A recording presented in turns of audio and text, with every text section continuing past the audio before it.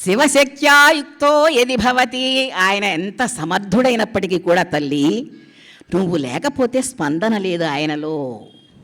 ఎంత బాగా చెప్పారో చూడండి. ఎంత అభిమానం అమ్మవారంటే, ప్రేమ, అనురాగం, భక్తి. అమ్మా నువ్వు లేకపోతే పరమేశ్వరుడు ఎంత గొప్పవాడైనా అసలు స్పందన ఉండదమ్మా ఆయనకు. ఆయన కదలాలంటే నువ్వు ఉండాలి, నువ్వు లేకపోతే ఆయన లేడు. కాబట్టి శివశక్త్యాయుక్త, ఆయన ఎంత శక్తివంతుడైనప్పటికీ కూడా నీవు పక్కన ఉండాలి తల్లి, స్పందన ఉండాలంటే. శక్తః ప్రభవితుం నచేదేవం దేవో నఖలు స్పందితుమపి, స్పందన కూడా ఉండదు, స్పందించలేడు, ఎవరిని రక్షించలేడు.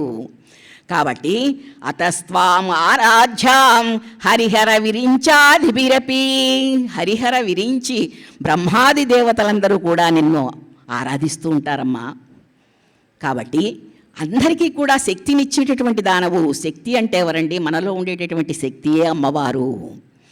ఏదైనా పని చేయమంటే నాకు ఓపిక లేదు అంటాం, తెలుగు భాష మాట అది.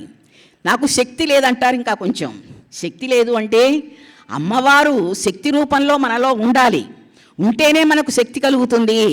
కాబట్టి మనం శక్తివంతులం కావాలంటే ఆమెను ఆరాధించాలి.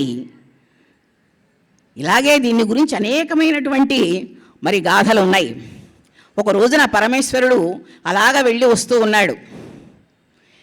వస్తూ ఉంటే నారద మహర్షి కూడా ఎదురుపడ్డాడు. ఆయన కూడా వెళ్తూ ఉన్నాడటు. నారదులు వారు ఎదురుపడ్డారు. పరమేశ్వరుడు వచ్చాడు. వచ్చేటప్పటికీ నారదుడు ప్రశ్నించి నమస్కారం చేశాడు. పరమేశ్వరుడు నమస్కారం చేసి, స్వామి ఎక్కడి నుంచి వస్తున్నారు, ఏమిటి కథ అని అడిగారు. ఏమి లేదయ్యా, ఒక పెద్ద రాక్షసుడు ఉన్నాడు, వాడు దుంపదేగా వాడు